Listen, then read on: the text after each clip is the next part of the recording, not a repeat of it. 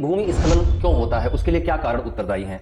तो भूमि स्खलन के कारणों को अगर हम चर्चा में ले आए तो हम भूमि स्खलन के लिए दो प्रकार के कारणों को उत्तरदायी ठहराते हैं। एक को हम कहते हैं कि प्राकृतिक कारक है और दूसरे को कहते हैं कि मानवजनित कारक है। प्राकृतिक कारकों में हम उन कारकों को रखते हैं जो जिनका संबंध प्रकृति की होने वाली घटनाओं से है या प्रकृति जिसके लिए जिम्मेदार है, और मानवीय कारकों के अंतर्गत हम ऐसी क्रियाविधियों को रखते हैं, ऐसी कार्रवाइयों को रखते हैं जो मनुष्य द्वारा की जाती है और उनका प्रभाव भूस्खलन के रूप में हमें दिखाई देता है।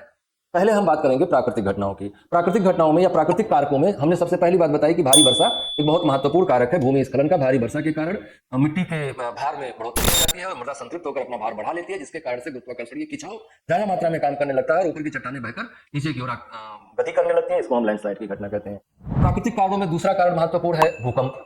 भूकंप जो है वो पृथ्वी को कंपित करता है, जिसके कारण से कई बार पृथ्वी के अंदर दरारें उत्पन्न होती हैं, और अगर ये भूकंपीय घटना किसी पर्वतीय प्रदेश में होती है तो कंपन के कारण से भूमि स्खलन की संभावना भी बढ़ जाती है, लैंडस्लाइड के करने की संभावना भी बढ़ जाती है।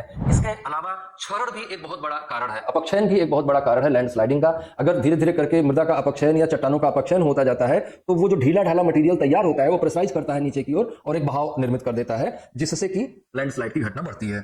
ज्वालामुखी विस्फोट भी अपने आप में एक लैंडस्लाइड ही है। ज्वालामुखी के कारण से लैंड टूटता है और उसके कारण से लावा का जमा होता है, वो भी लैंडस्लाइड को ट्रिगर करता है।